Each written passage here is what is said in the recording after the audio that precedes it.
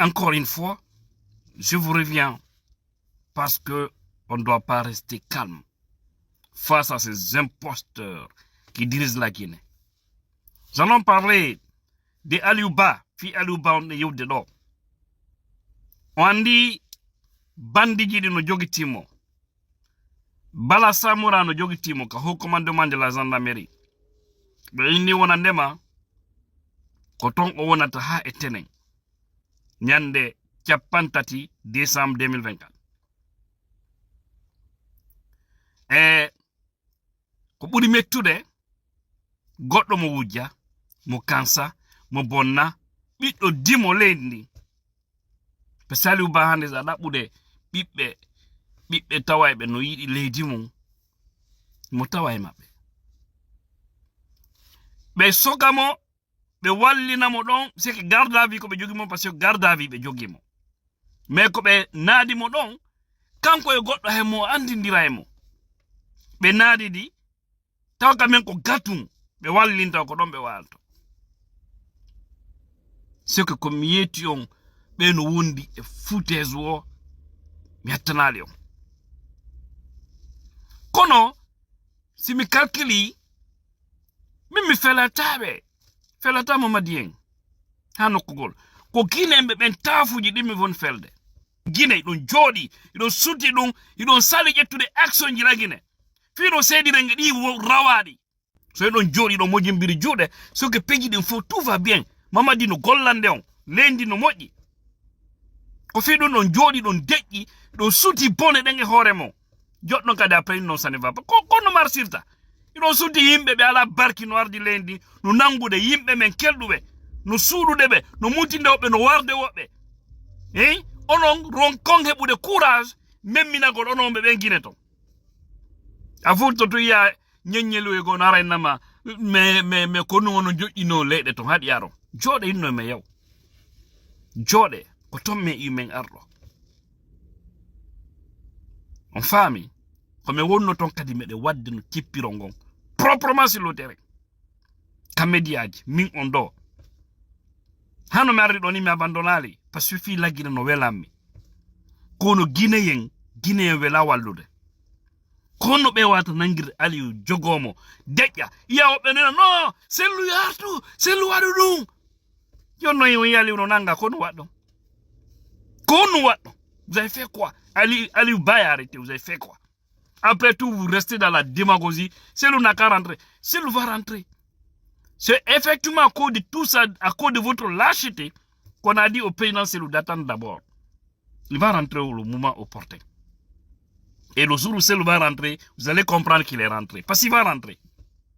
Mais pas sur l'effet de ce que les gens disent par-ci par-là. Non, yo hartu, badadi, badada. Yo Selou hartu, non, Selou sinodo. Yo ne Aliou no ton kono wado. Aliou Ba fait partie parmi les leaders politiques les plus charismatiques.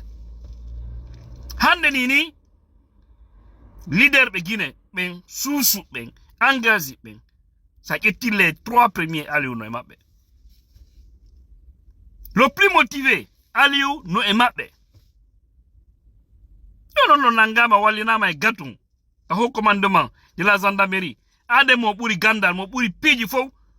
Bala Samura yakkabe ko yakki wo, nyamabe ko nyami wo. Kulle burure. Jodi be ande bonnugol leydi men din. Himbe no jodi dum. Coordination ji din nayi no jodi. Coordination ji la Guinée din. Hide jodi. Be ala men minade be suti toñe ko konka leydi. Be no jodi hay goto ala men minade. Toñe no wadde leydi. Hay goto ala men minade. Ko si hubboyi condi ukama piji ɗi ngari yonno ɓe ara ɗon ɓe jippe fuɗɗo jippinde ɗon Qur'an mi anda konto Allah lan ɗon daali a wara e ɓurtu on ko nini toñe no waɗede son wolali fuy si ngaɗi men fala kayde goto no memmina hunduko janguɓe men ɓen oustage ɓe ɓen andine men ka Qur'an so tawi Allah lan ɗon no tongi toñe awa onon kadi heɓe courage yalton yewton jamiuje ɗen kutubaji mon ɗin orienté kutubaji mondi yo transition do andine di bandiji rawadi mi dano goddo non dankadi ka privé nami goddo tagado en take rawando be do be buri rawadi be ko ni wadde ko bon soñude jama on ko parce que na yimbe ko kulle ko so be etti ndi condi mabbe daneri ko feetube be Allah ci barkemu jango be men be ustaz be wadana be bayana nano e nyamo fi Allah wadana en pose tawe dun don ma son continue a wadana en 60% andi non ko honnum woni fi affaire au politique ko honnum woni fi affaire lamu est ce que jama sino toñede imo do amo jimbira jode wacce ko Allah est ce que lando sufa bebe hana teddinede ko dum Allah ran don dali ka deftere manko awandine men dum parce que hido mari influence molana do hore yimbe be ko tawta berne yimbe buyno maayi a futto dum be nako l'islam ko qur'an ko l'islam o ta berne fo no maayi anen be wonu ka ciudi mabbe be salo be daro be no be politicien be no yidi manifestation ko ben kam min nantano na lendi ça ne va pas no bloki conteneur ji prix no jawna lendi no bloki don non politicien be no fala dum no yo change mo jere heba no fo ono sal non tawtude combat o bebe taxi motoji heje wonon tranquille joma otoje heje wonon tranquille ordre jonna do respecté ono marbe boutiqueaji magasinji fermé boutiqueaji mo on beeda futuro men nakere ko no men jonde ko men nyama no yurmi ko fet sege gine njur mo metti wallude on anda dum non fu no way wad influence hay fina liba fi be hudabe ardibe hande ndi leydi me kono Aliou Ba wawete wallindirade gatum hakkude moy Allah o sonsoli woni no ƴakkamo ɗum yalta Mamadi e paquet mum cigarette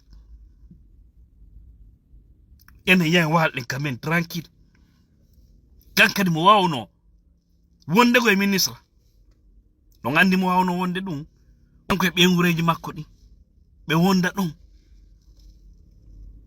ɓe wuura gunda mawnuɗan après darɗen kamen innen ɓe no wayini no wattitirni sanada no Ousmane Gawale no yaren ni min sinano Ousmane woni arti non cukko e moi ça ne me dit rien parce que lan andi jama on wela wallude le problème a kon fo ko tay ko mo wontide beya mo habbiti o piri dayme kon don on jabanta e goto madu yagongo kalamu donc ko haju mabbe ton so be yebe fanki be jokki haju mabbe ala problème kambe andi yagongo ina wada nafi yagal to suutike yagal ara bonna programme men jabanta dum hay wonki konnum habbide ko dum minni ta goto noddan inna mi ça ne va pas en Guinée wondo Guinée do ta goto noddan inna mi si là c'est chaud ko dum wi que personne ne m'appelle à partir de la Guinée pour me dire ça ne va pas en tant que Mamadi est aux affaires Infidie Jaleng on va faire tous le semblant on va faire le semblant que tout va bien en Guinée mais que personne ne me demande service en provenance de la Guinée en tant que Mamadi est aux affaires. Et vous refusez de vous assumer. Vous avez dit ici Aliou Ba, et ceci, c'est là, hein. Vous avez dit qu'ils ne sont pas courageux. Aliou a dit que nous, les politiques guinéens, on est les plus courageux. On est plus courageux que ceux du Sénégal. La différence est que le Sénégal a un peuple. Quand ils touchent à un, les responsables, ils se lèvent tous. Ils ne regardent pas ta couleur ethnique, ils ne regardent pas ton nom, hein.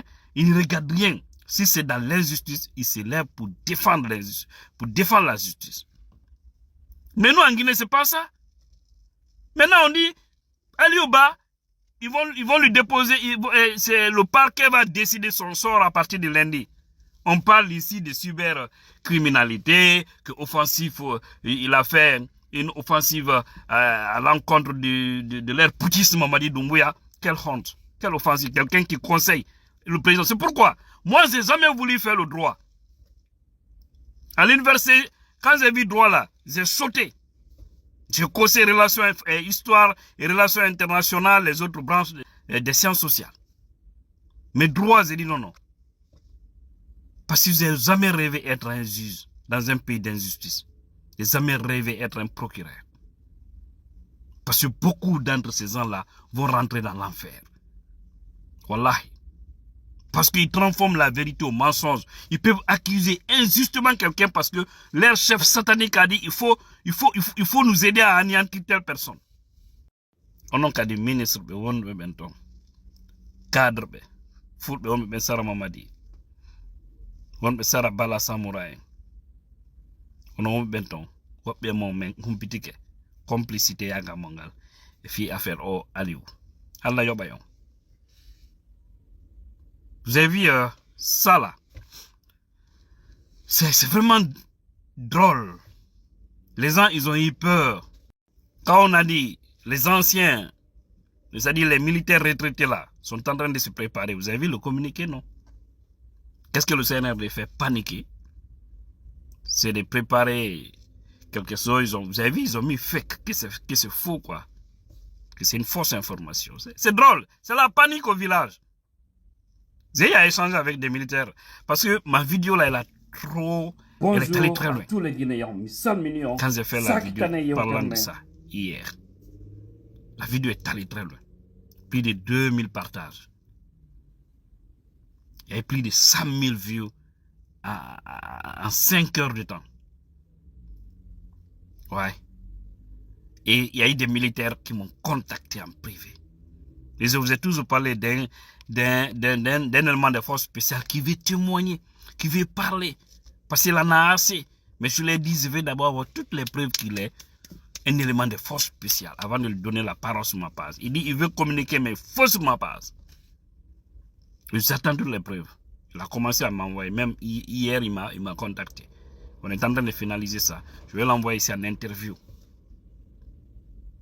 Yeah. Donc, c'est sérieux, hein? Sérieux.